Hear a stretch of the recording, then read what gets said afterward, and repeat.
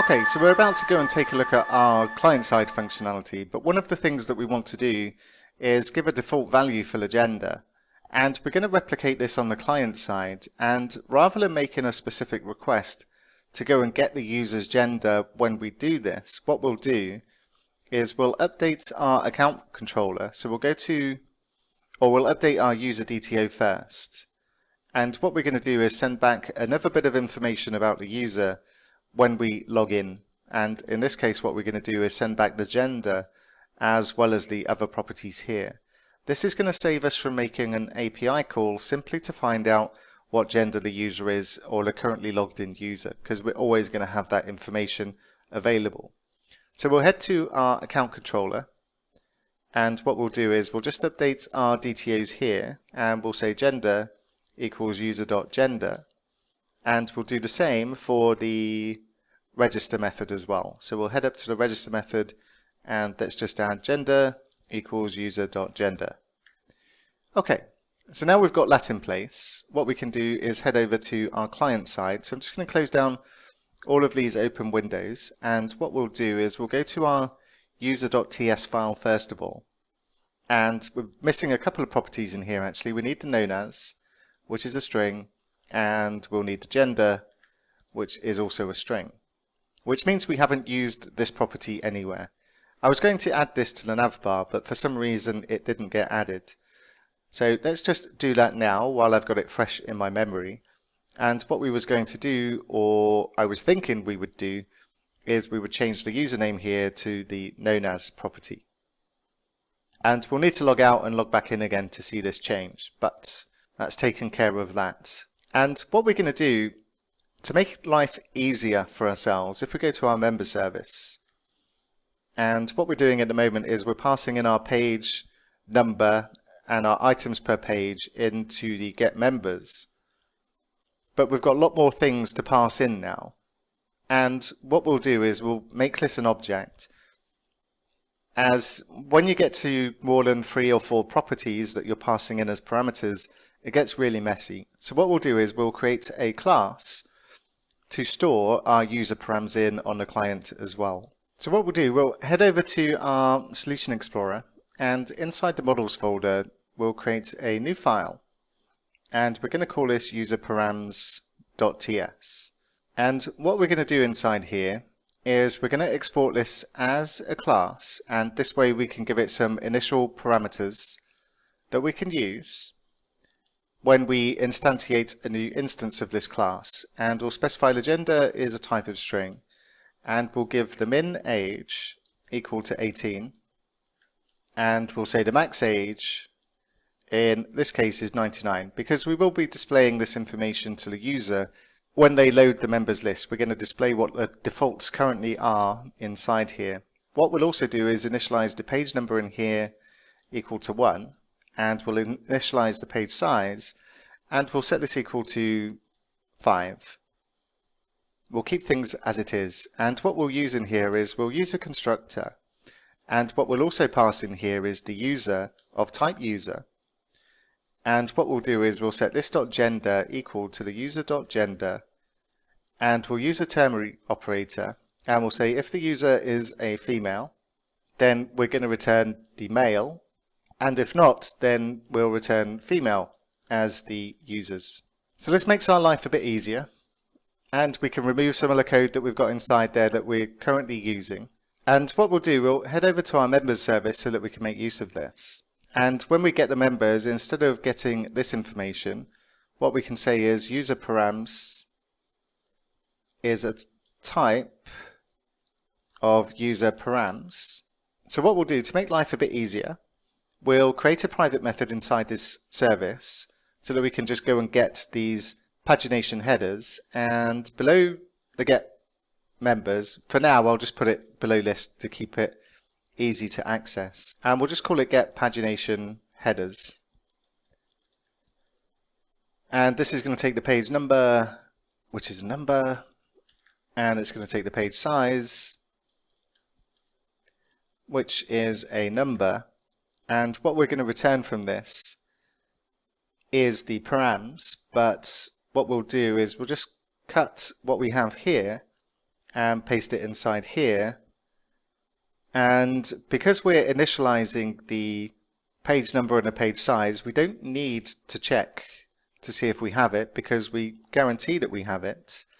And then what we can do is specify that we want our page number toString, and we can say the page size toString. And let's tidy this up. And then from this, what we're going to do is return the params.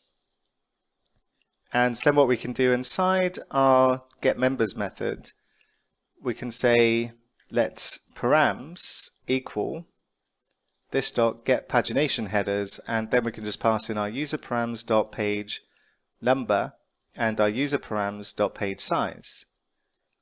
And then what we can do is we can pass in the ones that we want to adjust for this specific method. So what our params are going to be for this is we're going to have a min age, and this is going to be user params dot min age dot toString, and we'll copy this down twice more, and we'll have max age, and that's going to be our user params max age toString, and what we're also going to have here is gender, and this is going to be our user params dot gender, which is already a string, so we'll just remove the toString method there. So what we could also do to clean this up as well is this is going to be a common thing that we use inside our service as well, is this response, and we could take this out of here and give this its own method as well. So what we can do is highlight all of this code, and we can say refactor and extract a method in class member service. And what we'll do is we'll take our class parameter of our paginated results, and we'll cut this from here, and we'll paste it inside our new method, and we'll make this a const of paginated results. And then what we'll do is we'll return this.http.get, but we'll make this generic, so we'll swap member for t, and we'll change our paginated results as well to, instead of member, we'll set this to t, and we'll set this to t as well. And what we'll do is we'll call this get paginated results, and we'll give it a type parameter of t. And what we'll do is we'll take the URL as a parameter, and we'll also take our params as a parameter. And what we'll do for our HTTP GET, instead of specifying list.base URL, we'll pass in the URL. We'll keep the observe response and params. We'll keep the pipe, and we'll still map the response. But instead of this.paginated result, it's going to be paginated results. And same for the paginated result.pagination here. And then we can return the paginated result.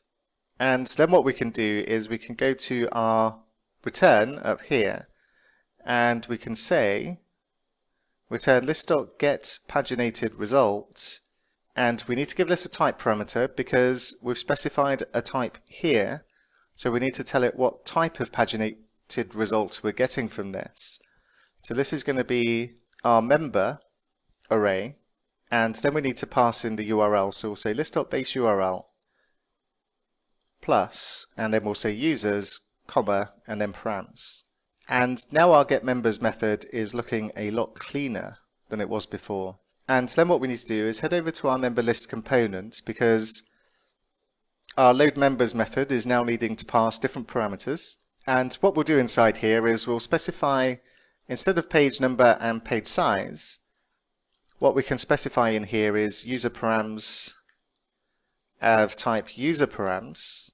And we're going to need to get our current user, because when we initialize this particular class, what we need is our user details so that we can set the gender property inside here. So what we'll also need in here is to inject our account service. So we'll say private account service and account service. And what we'll need to do is go and get our current user. So we'll say list account service current user. We'll use the pipe in here. We'll say take and 1. And then we'll say subscribe, and with our user what we'll do is we'll open some curly brackets and we'll say list.user, which we'll need to add to our properties here, and we're going to say it's a type of user. and we'll say list.user equals user, and we'll say list.userParams equals new user params. Because this is a class, we need to instantiate it, and we'll pass in the user as its parameter. And then what we can do is we can say for our member service, we can say, instead of passing the page number and page size, we'll say list.userParams. And then what we'll do for the page changed is we'll say list.userParams.pageNumber equals event.page. And then we load members.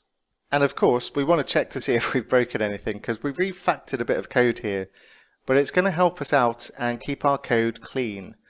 And these two methods now, these private get paginated results and the other one, I'm just going to cut them from here and move them out of the way to the bottom of this class. So we're only interested in our other methods here, and everything's a lot cleaner. But it's only any good if it actually works. So let's go back to our browser, and I've got the list of female users, and I'm just going to check the console to see if there's any errors. And there's no errors, so that's all looking good, and we'll presume that's working. So what we'll do next is we'll take a look at actually adding some buttons that the user can click on to filter the results.